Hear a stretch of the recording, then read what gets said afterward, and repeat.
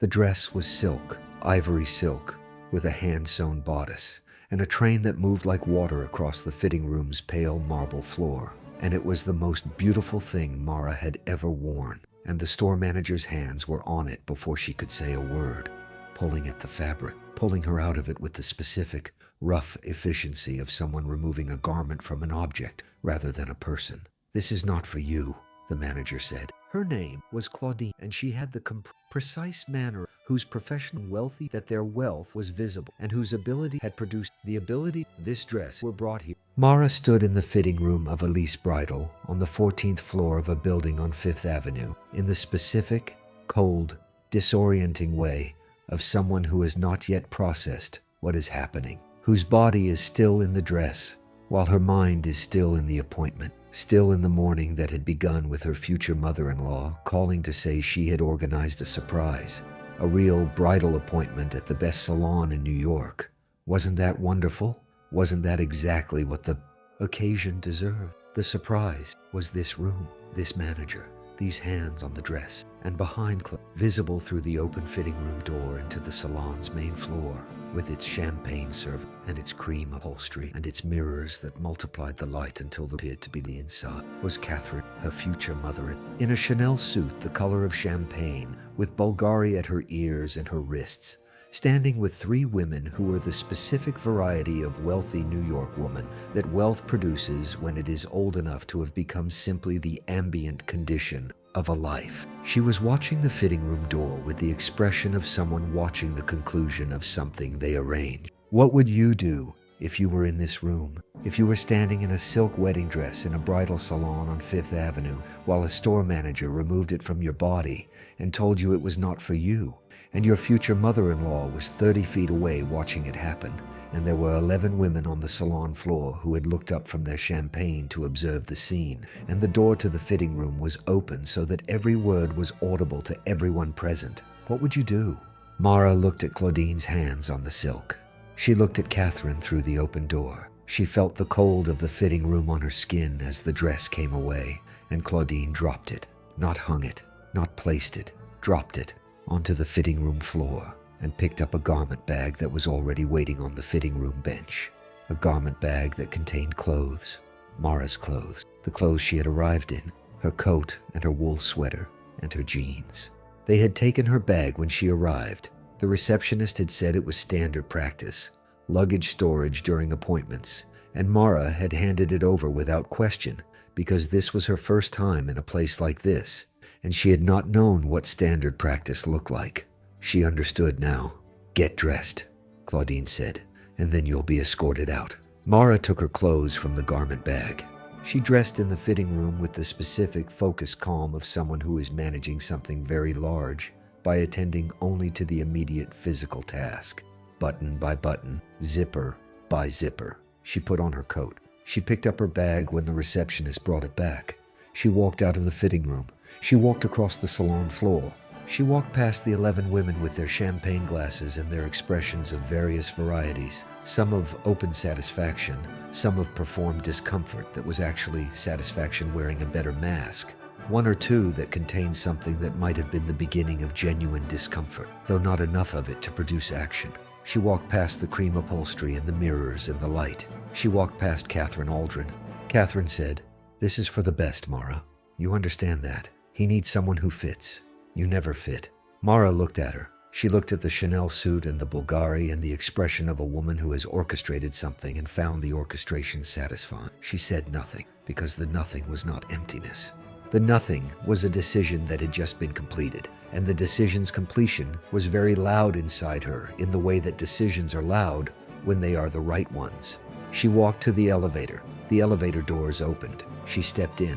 The elevator descended 14 floors. The lobby of the building was marble and chrome and warm, and the street outside was February in New York, which is the specific, uncompromising cold of a city that does not apologize for its weather. And the rain that had been falling since morning was still falling, and the pavement of Fifth Avenue was wet and black and reflecting the lights of the afternoon traffic. She stood on the pavement, and she took out her phone, not because she was lost. She knew where she was. Because the decision that had been completed in the fitting room needed to be communicated. She called Theo. He answered on the second ring. "Mara, how is it? Which one are you?" "Come and get me," she said. "Please. Outside the building. 5th and 54th. A pause. The pause of a man reading the register of a voice he knows very well, and understanding immediately that the register is different from the one he expected. "What happened?" "I'll tell you when you're here," she said. "Please, come now." Another pause. 1 second. 2. And then, "I'm coming." 15 minutes.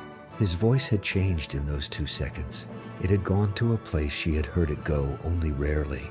A place below his ordinary warmth, below the quality she called his accountant's precision, into something older and quieter and more absolute. "Are you safe?" "I'm standing on the street," she said. "Stay there," he said. "I'm coming now." She put the phone in her pocket. She stood on the pavement in the February rain and she waited. And the rain was cold, and the street was loud with traffic, and the building behind her contained, 14 floors above, a salon that was still conducting its afternoon appointments with champagne and mirrors and the specific, curated quality of a room designed to tell certain people they belonged and other people they did not. And she had been told she did not. And she was standing on the pavement, and she was waiting. And the waiting was something she had chosen rather than something being done to her, which was the most important distinction of the entire afternoon. Her name was Mara Chen. She taught 4th grade at a public elementary school in Brooklyn, which meant she spent 7 hours a day with 9-year-olds whose fundamental goodness she found daily and without exception more interesting than most things available in the adult world. She lived in a 1-bedroom apartment in Carroll Gardens that had a kitchen she used every day and a window that faced a garden that belonged to the building next door and that she looked at every morning over her coffee with the specific, uncomplicated pleasure of something beautiful that asked nothing in return. She had met Theo at a parents' night. She had been there as a teacher, as the teacher of a student named Leo, who was 9 and brilliant and worked on his writing with the focused, serious intensity of someone who has understood that writing is worth working on. And Theo had been there as Leo's uncle, standing in for Leo's parents who were traveling work, holding a notebook and a pen with the careful preparedness of someone who intends to take the notes back to the people who've been there. He asked the right questions, not the questions of someone performing engagement, the questions of someone who was genuinely trying to understand Leo's situation, what was working and what could be better, what she saw in the classroom that the family should know about. He wrote the answers in the notebook with the compact, precise handwriting of a man who writes to remember rather than to appear to be writing. At the end of the meeting, he said, "He talks about you, Leo. He says you're the best teacher he's ever had." She said, "He says that to everyone." He looked at her. "He says it about you specifically," he said. "He says you explain things so they make sense." He said, this is a direct quote, "She doesn't make you feel stupid for not knowing yet." She had looked at him then with the full, unguarded attention of someone who has just received a piece of information that is more precise and more important than they expected to receive at a parents' night. She had looked at him and found that the attention was easy to give, which told her something immediately. His name was Theo Aldrin. He was 34. He worked in accounting. He had a calm, direct manner and the quality she found over the months that followed most consistently valuable.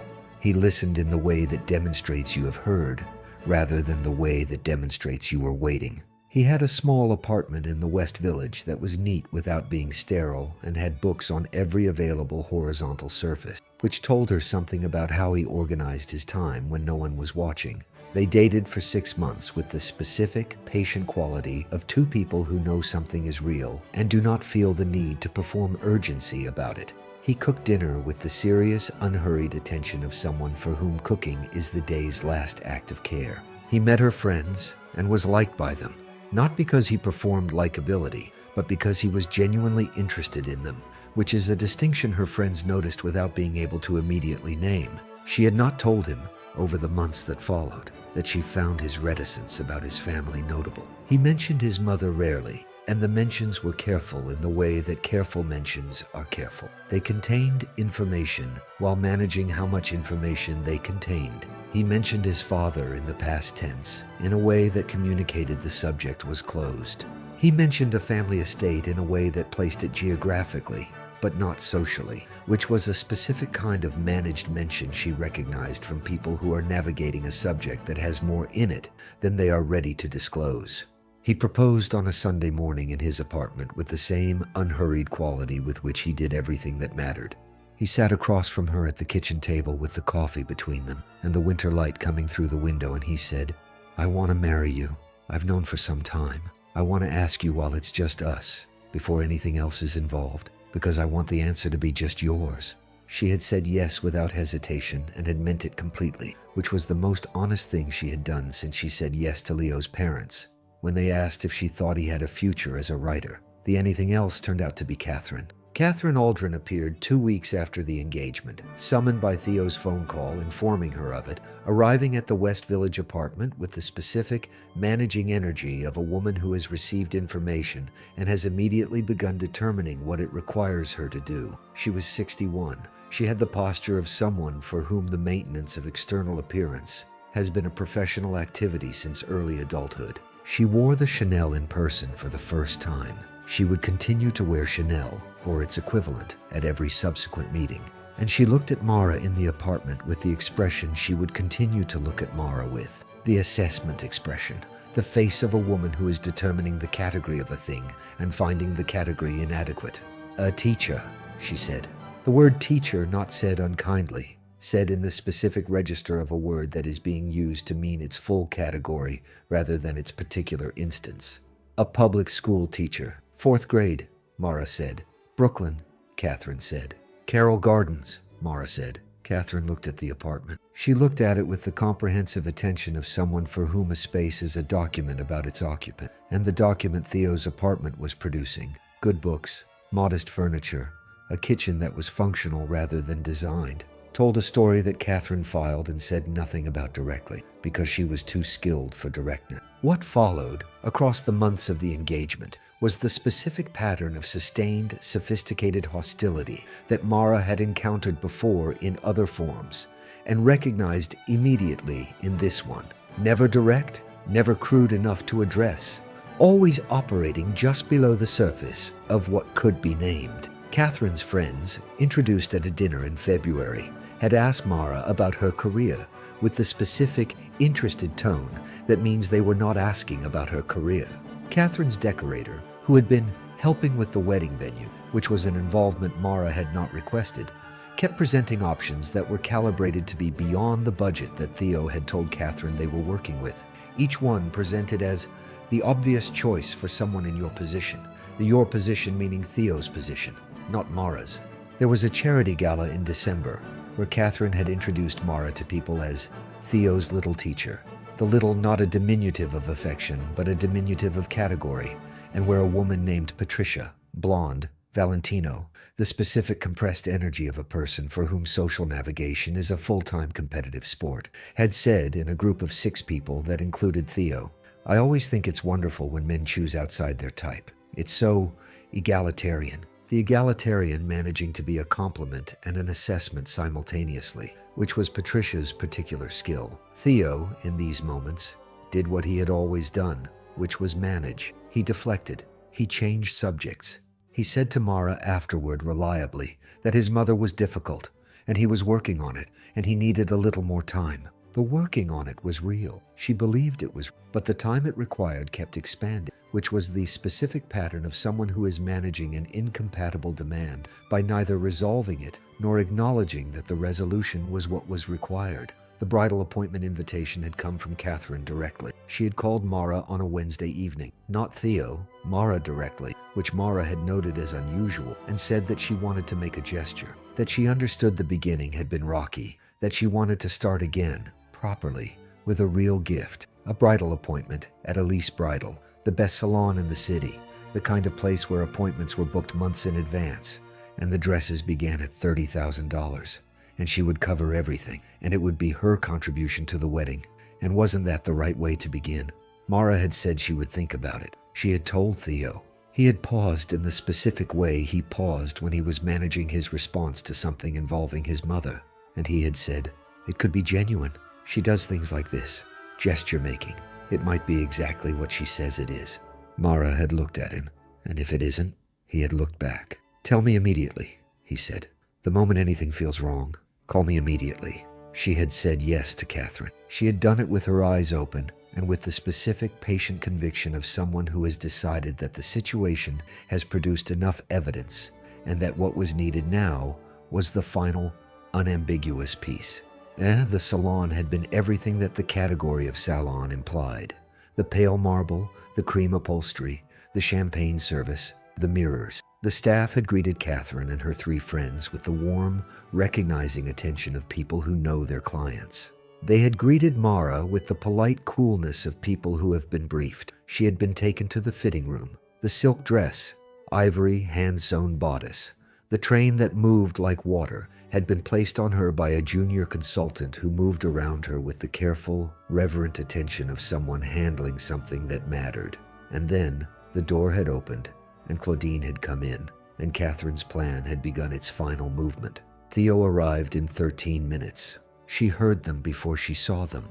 The sound reached Fifth Avenue before the vehicles did. Not loud, not dramatic, but multiple and coordinated, and of a size and weight that registered in the pavement beneath her feet before the first vehicle appeared at the corner. She felt it in the soles of her shoes, and then she heard it, and then she saw the first one, matte black.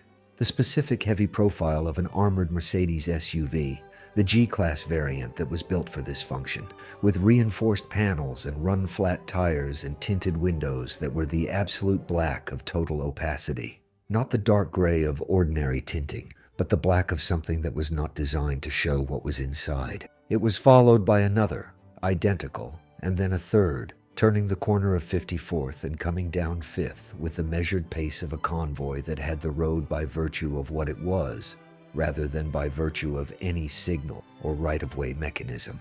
20 of them. They filled the block in front of the building with the quiet, specific authority of 20 objects that each weighed close to 4 tons, arranged in the coordinated precision of a security protocol. They stopped. Their engines did not. The doors of the second vehicle opened first. 2 men stepped out, dark suits, dark coats, the specific compressed efficiency of trained security personnel. They were followed by 2 more from the third vehicle and from the fourth, and they moved to positions on the pavement with the automatic precision of people who have done this many times in many cities and in whose bodies the protocol has replaced the decision. Then, the door of the first vehicle opened. Theo stepped out. He was wearing the same clothes he had been wearing when she called. Dark trousers, a gray sweater, the coat he kept by his apartment door. He had not changed. He had come immediately. He was looking at the pavement in front of the building for her. And when he found her, standing in the rain in her wool coat with the mascara that the crying in the elevator had done what it had done to, he walked directly to her. He took her face in both hands. He looked at her. Not the accountant look, not the careful managing look, the other look, the one she had seen in the apartment on the Sunday morning with the coffee between them and the winter light coming through the window. The look of someone who has been told what room they're in and has decided completely and without deliberation what to do about it. "Are you hurt?" he said. "No," she said. "Tell me what they did," he said. She told him. She told him in the direct, sequential way. She told things that needed to be told accurately. The garment bag, the dress, Claudine's hands on the silk, the dropping of the dress on the floor, the clothes that had been waiting ready in the bag, the walk across the salon floor, what Catherine had said at the end. He listened. He did not interrupt. When she finished, he was quiet for 3 seconds, which was the amount of time the decision required. And then he made a call. The call lasted 45 seconds. It was in English, with a precision and a register that she had not heard from him before.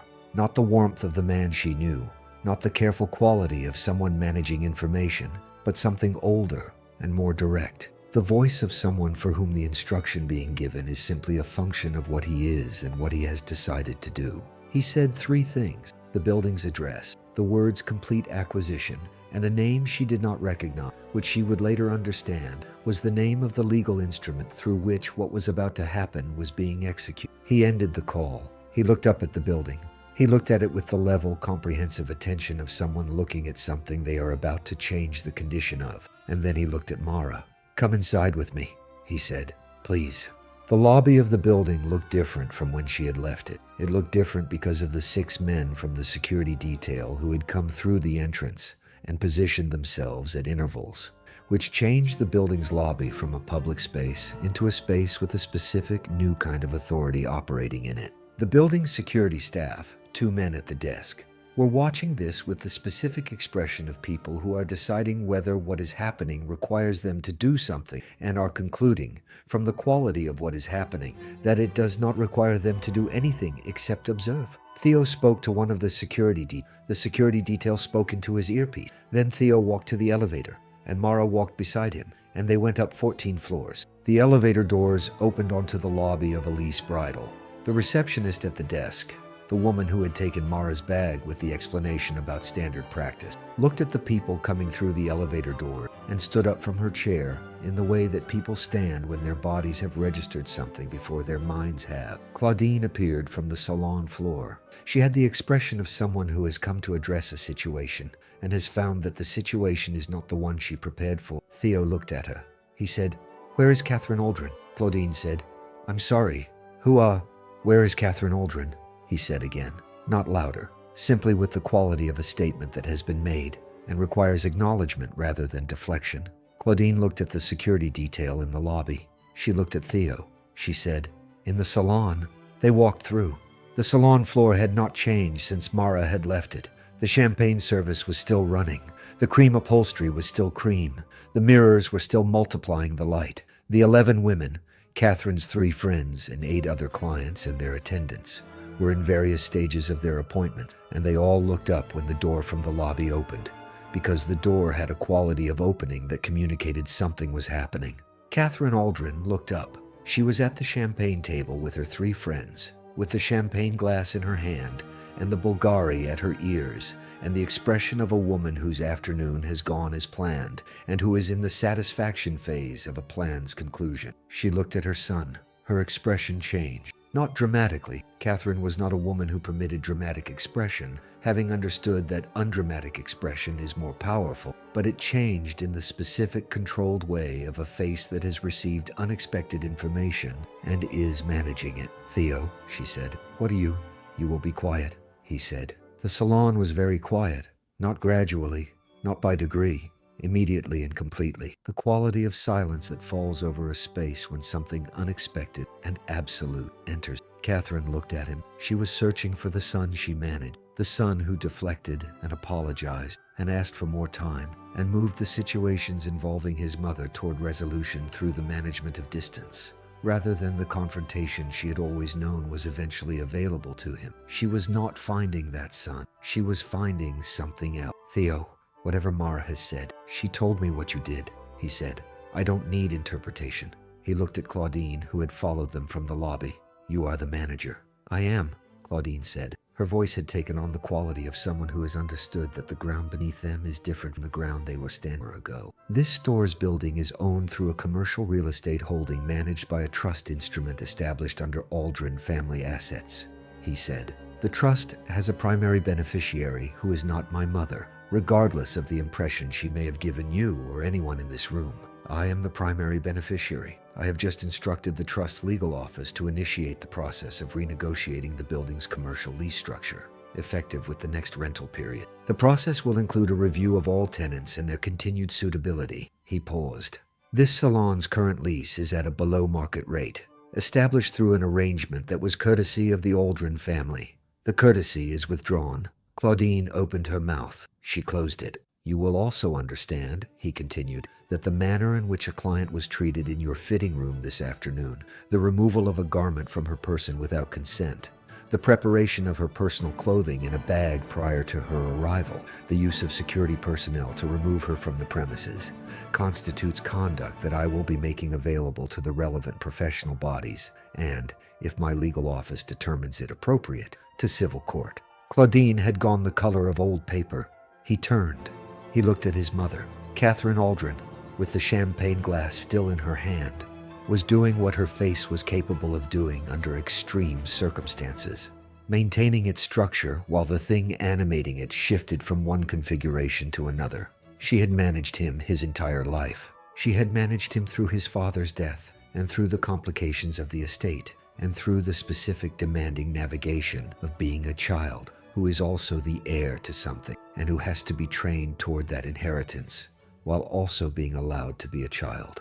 She had managed him through adulthood, through the maintenance of appropriate relationship, through the monitoring of his choices with the constant, certain knowledge that the choices were ultimately hers to oversee. She was looking at him now and not finding, anywhere in the face she was looking at, the version of him that she had been managing. "I've reviewed the trust documentation with legal counsel," he said. "Not recently, 3 months ago, when I understood what was likely coming. The documentation is clear. The discretionary distributions from the Aldrin Family Trust, the quarterly allocations that cover the apartment in the Upper East Side, the Chanel account, the 3 credit facilities, are discretionary. Discretion is mine." He paused. One pause, precisely measured. "The distributions are suspended, effective today. The suspensions will remain in effect while the legal office conducts a full review of recent conduct. The review's timeline is not fixed." Catherine's champagne glass was entirely still in her hand. The 3 women on either side of her were demonstrating the specific, careful non-expression of people who have decided that being invisible is the optimal strategy for the current moment. "You will leave this salon," Theo said to his mother. "You will leave this building. If you need to discuss the trust arrangements, you will do so through your solicitor, who will contact my legal office." "I have nothing further to say to you directly," Catherine said. "Theo, now please," he said. The please was not, it was simply the form, the instruction. She left. She left with the 3 women trailing behind her, and she left with the Bulgari and the Chanel and the champagne glass set down on the nearest surface with the specific, controlled care of a woman who is maintaining the last available form of dignity. And she walked through the salon and through the lobby and into the elevator, and she did not speak. The elevator doors closed. The salon was very quiet. Claudine was standing near the champagne table. The remaining clients, who had been witness to the entire sequence, who were in various stages of their own appointments and had been frozen in those stages for the past 6 minutes, were present with the collective stillness of people who have watched something unprecedented and are still processing its full implications. Theo turned to Mara. He looked at her with the Sunday morning look, the kitchen table look, the winter light look, the look of a man who has done what was necessary and is now in the part of the moment that is only about her. "I need to tell you something," he said. "Something I should have told you before now. Something I should have told you before you were in that fitting room in that dress." She looked at him. "My name is Theodoric Aldrin," he said. "The full name. The name on the trust documentation and the estate records and the diplomatic registry of the Duchy of Valdenmere, which is a sovereign territory in Central Europe that has been governed by my family for 412 years. He paused. "I am the Duke of Valdenmere. I have been living a specific version of my life in New York for 6 years because I needed to know that what I built was mine, that the choices I made were mine, that the people I found chose me and not what I represent." Another pause, shorter. "I was wrong to keep it from you as long as I did. I cannot fully justify the timeline. I can tell you that telling you now, here, in this room, is the right moment because it is the moment that required it." The salon held its silence. Mara looked at him. She looked at the man she had watched at a parent's night take careful notes with the compact, precise handwriting of someone who writes to remember. The man who cooked dinner with serious, unhurried attention. The man who had sat across a kitchen table on a Sunday morning with coffee between them and said, "I want to ask you while it's just us, before anything else is involved." She said, 412 years. "Yes," he said. "And you were the Duke this entire time." "Yes." She was quiet for a moment. She was doing the thing she did with information that was large, looking at it from the relevant angles, understanding its dimensions, not rushing the understanding. "The trust," she said. "Significant," he said. "I can provide the documentation at whatever level of detail you want, at whatever pace you want." She looked at the dress she was wearing, the wool coat, the sweater beneath it, the jeans, the ordinary clothes of a person who taught 4th grade in Brooklyn. She looked at the salon around her, the mirrors, the upholstery, the light that multiplied until the room appeared to generate it. She looked at the place where her dress had been dropped on the fitting room floor, which was visible through the open door, the ivory silk still on the marble where Claudine had left it. She looked at Theo. "The dress," she said. He turned. He looked at Claudine. He said, "The ivory silk, the one that was removed. My fiancé would like to continue her appointment." Claudine moved with the specific, immediate efficiency of someone who has understood the full dimensions of the recalibration that is required. "Of course," she said. "Of course. Miss Chen, if you would like to return to the fitting room, she'll take the dress, Theo said, and whatever else she wants from the collection. The bill goes to the trust legal office. They have the account details. Claudine said, of course. The word of course had taken on a quality it had not possessed 40 minutes ago. It had the quality of a thing being said by someone for whom the alternative to, of course, was not available. Mara looked at Theo. He was looking back at her with the same expression, patient, attentive, the warmth below the precision. The dress is beautiful, she said. Yes, he said. I know. She walked back to the fitting room. The ivory silk was still on the marble floor where it had been dropped, and she picked it up, carefully, with the hands of someone who has handled things that mattered and knows the handling is itself a form of respect. And she held it for a moment before handing it to the junior consultant who had come to help, and she let herself be helped back into it.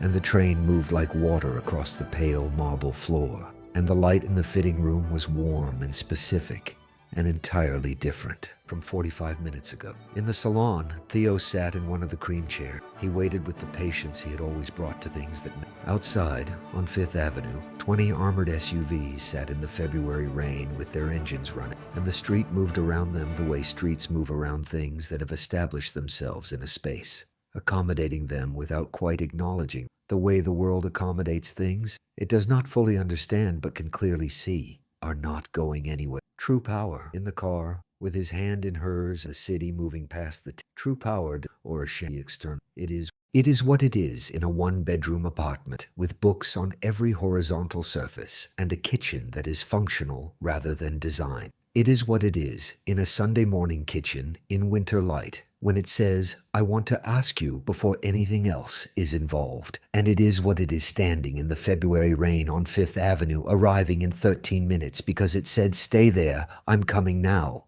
Did the salon and Catherine Aldrin and every person who watched a dress get dropped on a marble floor and said nothing earn every consequence that came for them? The lease review, the suspended distributions, the legal office's calm and total and permanent involvement in every remaining arrangement. If you felt the specific cold satisfaction of watching 20 armored SUVs park on Fifth Avenue for a woman in a wool coat from Brooklyn, then smash that like button right now, share this with someone who needs it today, and subscribe to this channel, because the stories of ordinary women in extraordinary moments and the power that arrives for them on its own timeline never stop, and not one of them is anything less than completely worth the wait.